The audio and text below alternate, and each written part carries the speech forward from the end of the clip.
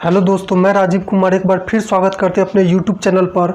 आज हम percentage chapter का चौथा चैप्टर है। इससे पहले हम 3 चैप्टर करवा दिए हैं। अब जाकर हमारे प्लेलिस्ट में चेक कर सकते हैं। आज हम एनटीपीसी और ग्रुप डी के इम्पोर्टेंट क्वेश्चन जो प्रीवियस ईयर में पूछा गया है, जितने भी टीसीएस द्वारा एग्ज़ाम कंडक्ट कराए गए हैं रेलवे का, उसका हम इम्पोर्टेंट प्रीवियस ईयर क्वेश्चन लेकर आए हैं जो आपको डायरेक्ट मेरिट के पास लेकर जाएगा। वैसा क्वेश्चन जो हो सकता है आप एग्ज़ाम में छोड़ देते हैं, आप हमारे साथ एक बार जुड़िए, आपका एक भी क्वेश्चन नहीं छूटेगा। तो चलिए हम पहला क्वेश्चन देखते हैं। हम अपने मोबाइल स्क्रीन पर देखते हैं, आप यहाँ पर देखिए। चलिए पहला क्वेश्चन है, क्वेश्चन पढ़िए। क्वेश्चन पढ़िए। पेट्रोल की कीमत में 25% वृद्धि की वजह से कोई व्यक्ति 80 रुपया खर्च कर 4 लीटर पेट्रोल कम खरीद पाता है, तो पेट्रोल का प्रारंभिक एवं वर्तमान कीमत ज्ञात कीजिए। अब देखिए, जब भी आपको इस तरह का प्रश्न दिखाई दे तो इसमें जो परसेंटेज होगा उसको आप पहले फ्रैक्शन में बदलिएगा। तो यहाँ पर परसेंटेज कितना है? यहाँ पर परसेंटेज 25% है। तो 25% को क्या करिए, 25% को फ्रैक्शन में बदलिए। अब यहाँ पर देखिए 25% को 25/100 लिख सकते हैं। इस परसेंटेज के बदला यहाँ 100 से भाग हो जाएगा। अब यहाँ पर सॉल्व करिए, 25 चौका 100 यानी 1/4 हो गया यहाँ पर फ्रैक्शन में यानी भिन्न में। अब देखिए क्या होता है, 25% की वृद्धि होता है। जब भी वृद्धि शब्द हो या कमी शब्द हो तो ऊपर वाला क्या डिनोट करता है कि इसमें कितना वृद्धि हो रहा है। अब देखिए पहले ये जो नीचे वाला मान, जो किसी भी फ्रैक्शन का नीचे वाला जो मान होता है यानी भिन्न का, वो प्रारंभिक मान को दर्शाता था कि प्रारंभ में कितना था, प्रारंभिक मान को दर्शाता है। ऊपर वाला क्या दर्शाता है कि उसमें कितना वृद्धि हुआ, उसमें कितना कमी हुआ, कितना ले लिए, कितना दे दिए। तो यहाँ पर क्या हो रहा है, यहाँ पर 25% की वृद्धि हो रहा है। तो अब यहाँ पर प्लस का साइन लिख दीजिए। अब देखिए क्वेश्चन को बहुत आराम से समझिए। अब कीमत यहाँ पर देखिए, पहले प्रारंभिक कीमत कितना था, 4 था। इसमें एक वृद्धि होने के कारण अब 5 हो गया है। अब यहाँ पर आगे क्वेश्चन में पढ़िए, कोई व्यक्ति 80 रुपया खर्च कर 4 लीटर पेट्रोल कम खरीद पाता है, ऐसा क्यों होता है? हमको जब कीमत 4 था तब भी हमको 80 रुपया खर्च करना है। जब कीमत बढ़कर 5 हो गया तब पर भी हमको 80 रुपया खर्च करना है। तो आप एक बार सोचिए, जब कीमत कम रहेगा तो आप कुछ जो आपके पास जितना अमाउंट है उसमें आप अधिक पेट्रोल ले पाइएगा जब कीमत कम रहेगा तो वो, लेकिन वही जब कीमत बढ़ जाएगा तो आप उसी अमाउंट में कम पेट्रोल लेकर आइए, कम पेट्रोल ही ले पाइएगा। तो आप जब भी इस तरह का प्रश्न दिखाई दे तो आप जो इसका कीमत है, उस जो आपके पास कीमत है उसको हम डायरेक्ट पलट देंगे, इसका रेशियो को हम डायरेक्ट उल्टा कर देंगे। तो क्या हो जाएगा, तो खपत का रेशियो हो जाएगा। तो पहले पेट्रोल जब कीमत 4 था तो 5 खपत कर रहे थे। अब के पेट्रोल जब 5 हो गया है तो 4 ही खपत करेंगे। तब ना यहाँ पर दोनों को मल्टीप्लाई करिएगा, कीमत को खपत से, तो यहाँ पर टोटल खर्चा आ जाएगा, तब यहाँ पर बराबर हो जाएगा। बराबर करने के लिए हमको कीमत के रेशियो को खपत में पलटना रहता है। तो इस हम समझाने के लिए लिखाएं, इतना आपको नहीं लिखना पड़ेगा। अब यहाँ पर क्वेश्चन में समझिए, 80 रुपया खर्च करके 4 लीटर पेट्रोल कम खरीद पाता है। अब देखिए पहले खपत कितना था पेट्रोल के लीटर में, पहले वह 5 लीटर मतलब कि खपत 5 के था, अब 4 के हो गया है, यानी 1 के कमी हो गया है। तो 1 की कमी किसके बराबर है? अब यहाँ पर बोल रहा है 4 लीटर पेट्रोल कम खरीद पाता है, तो 4 लीटर के बराबर है। तो 1 जब 4 लीटर के बराबर है तो आप लीटर को लीटर से कंपेयर, खपत ये जो 1 जो है ये खपत में नहीं 1 लीटर कम है। तो अब यहाँ पर देखिए, तो 5 किसके बराबर हो जाएगा, 1 जब 4 के बराबर तो 5 20 लीटर के बराबर हो जाएगा। अब यहाँ पर जब 1 4 के बराबर तो 4 हो जाएगा 16 लीटर के बराबर। अब आगे क्वेश्चन में पढ़िए, हमको पेट्रोल के प्रारंभिक और वर्तमान कीमत निकालना है। अब देखिए पेट्रोल के पहले खपत कितना हो रहा था, 20 लीटर, आराम से क्वेश्चन को समझिए। अब खपत कितना हो रहा है? 16 लीटर। इस 20 लीटर को खरीदने में वह कितना खर्च कर रहा था? 80 रुपया खर्च कर रहा था। जब खपत कम गया है तब पर भी वो 80 रुपया खर्च कर रहा है। इसका मतलब क्या होगा? अब भाग देकर देख लीजिए, प्रति लीटर का कीमत क्या हो जाएगा। तो अब यहाँ पर प्रारंभिक कीमत आप देखिएगा तो 20 से भाग दे दीजिए 20 लीटर से, तो यहाँ पर कट करके आ जाएगा 4 रुपये प्रति लीटर। अब यहाँ पर जब खपत कितना है? 16 लीटर है, और 16 लीटर को कितना में हम लेते हैं? 16 लीटर जो हम पेट्रोल लेकर आए हैं, कितना उसका कीमत था? 80 ही था। तो आप इसको भाग दे दीजिए 16 लीटर से, तो आप काटिएगा 16 पंचे 80, यानी 5 रुपये प्रति लीटर अब उसका कीमत हो गया। तो आप ऑप्शन में मिला लीजिए। ऑप्शन नंबर कितना हो जाएगा? ऑप्शन नंबर 1 हो जाएगा आपका। इसी तरह का क्वेश्चन एग्जाम में टीसीएस कंपनी द्वारा डाला जाता है। आपको इस तरह का पैटर्न समझना पड़ेगा। आप 1 मिनट भी समय नहीं आप गंवाइए। अब आपका एग्ज़ाम बहुत नज़दीक है। अब ये सरकार स्टूडेंट को आंख में धूल नहीं झोंक सकती है। अब बहुत जितना लेट होना था अब हो गया है। आपसे एक निवेदन है, आप समय नहीं गंवाइए। हम भी एक स्टूडेंट है और आप भी एक स्टूडेंट है। हम कोई पेशेवर टीचर नहीं है। हमको जितना हो सकता है हम यहाँ पर क्वेश्चन लाते हैं जो प्रीवियस ईयर रेलवे एग्ज़ाम में पूछा गया है। अब वैसा प्रश्न जो संभावना रहता है स्टूडेंट कैलकुलेशन के कारण छोड़ दे या नहीं समझने के कारण छोड़ दे, ऐसा हो चाहे नहीं हो कि आपसे छूट ही जाए। लेकिन आप देखिए यहाँ पर समझिए। चलिए हम नेक्स्ट प्रश्न देखते हैं।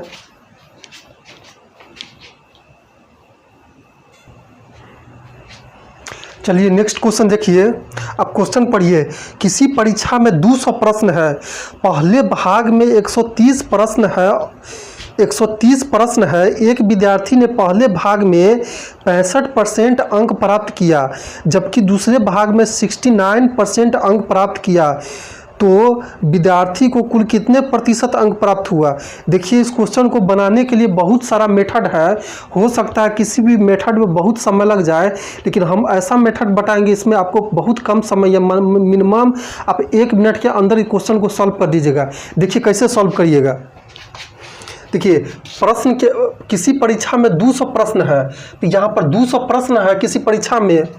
पहले भाग में 130 प्रश्न है। यहाँ पर पहला जो पार्ट है इसमें कितना प्रश्न है? 130 पार्ट है, 130 प्रश्न है। 130 प्रश्न यानी क्वेश्चन। अब दूसरे पार्ट में शेष कितना बच जाएगा? 70 क्वेश्चन बच जाएगा। अब देखिए एक विद्यार्थी को पहले भाग में 65% अंक प्राप्त होता है और दूसरे भाग में 69% अंक प्राप्त होता है। तो हमसे पूछ रहा है विद्यार्थी को कुल कितने प्रतिशत अंक प्राप्त हुआ।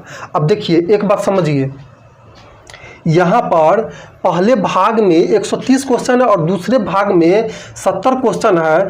दोनों पार्ट का अगर आप क्वेश्चन का रेशियो देखिएगा तो 13 पॉइंट को कैलकुलेशन आसान करने के लिए ऐसा हम कर रहे हैं 13.7 हो जाएगा, सॉरी 13:7 हो जाएगा रेशियो। अब देखिए पहला पार्ट में वह 65% अंक प्राप्त करता है और दूसरा पार्ट में 69% प्राप्त करता है। तो 65% क्या हो गया? 65 को हम अगर मिनिमम मान लेते हैं तो दूसरा पार्ट में वह कितना परसेंट ज़्यादा अंक प्राप्त करता है? तो दूसरा पार्ट में वह 4% अंक ज़्यादा प्राप्त करता है। अब 4% अंक ज़्यादा प्राप्त करता है, तो 4% अंक ज़्यादा प्राप्त करता है किस में? एक क्वेश्चन में अंक ज़्यादा प्राप्त करता है। अब मान के चलिए अब कोई भी एग्ज़ाम देने गए, आपका 100 क्वेश्चन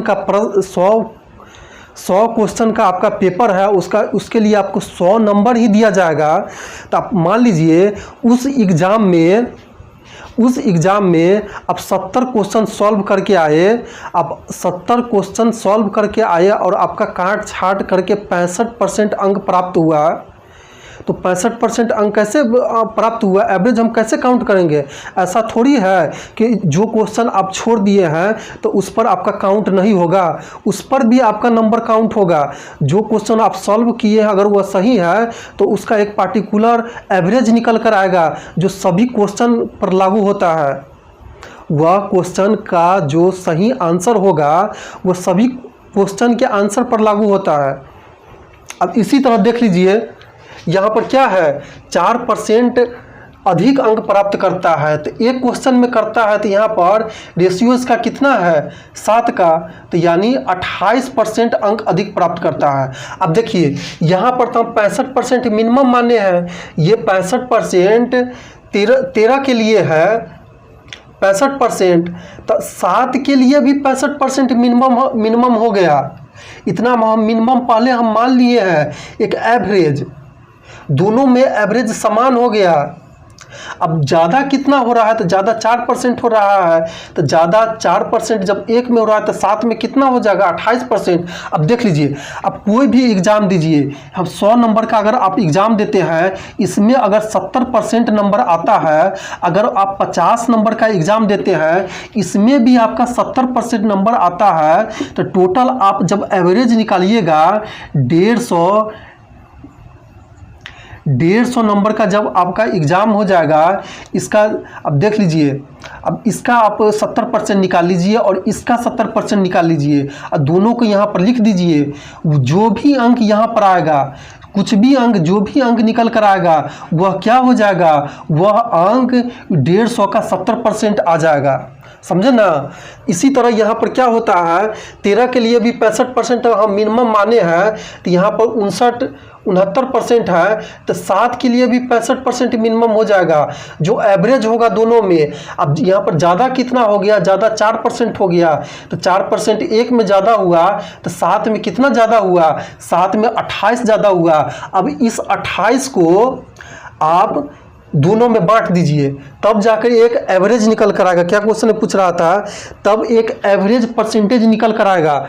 अब देख लीजिए यहाँ पर कितना है, 13 और 7 कितना है, 20 में जब 28% बट रहा है तो एक में कितना परसेंट हो जाएगा, तो आप इसको सॉल्व कर लीजिए। 4 से काटिएगा तो यहाँ पर हो जाएगा 5, और 4 से काटिएगा तो यहाँ पर 7 हो जाएगा, यानी पूर्णांक में निकालिएगा तो 1.2/5%। तो हमसे क्वेश्चन में क्या पूछ रहा है, विद्यार्थी को कुल कितने प्रतिशत अंक प्राप्त हुए, तो कितना परसेंट अंक प्राप्त होगा, तो एक फाइनल एवरेज आएगा जो दोनों मिलाकर होगा। तो अब देख लीजिए, तो एवरेज परसेंटेज अंक जो विद्यार्थी को प्राप्त होगा, तो ये तो 65 तो मिनिमम था दोनों के लिए। अब यहाँ पर एक्स्ट्रा एवरेज कितना निकल कर आया, 1.2/5%, यानी 66.2/5%। अब ऑप्शन में मिला लीजिए, ऑप्शन नंबर 1। चलिए नेक्स्ट प्रश्न देखते हैं।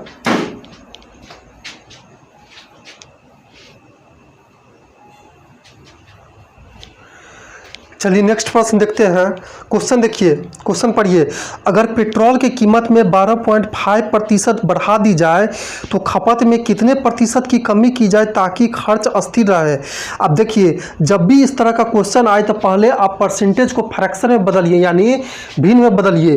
तो यहाँ पर परसेंटेज कितना दिया हुआ है, 12.5% दिया हुआ है। इसको आप फ्रैक्शन में बदलिएगा तो 12.5/100 हो जाएगा। परसेंटेज के बदला हम 100 से भाग दे देंगे।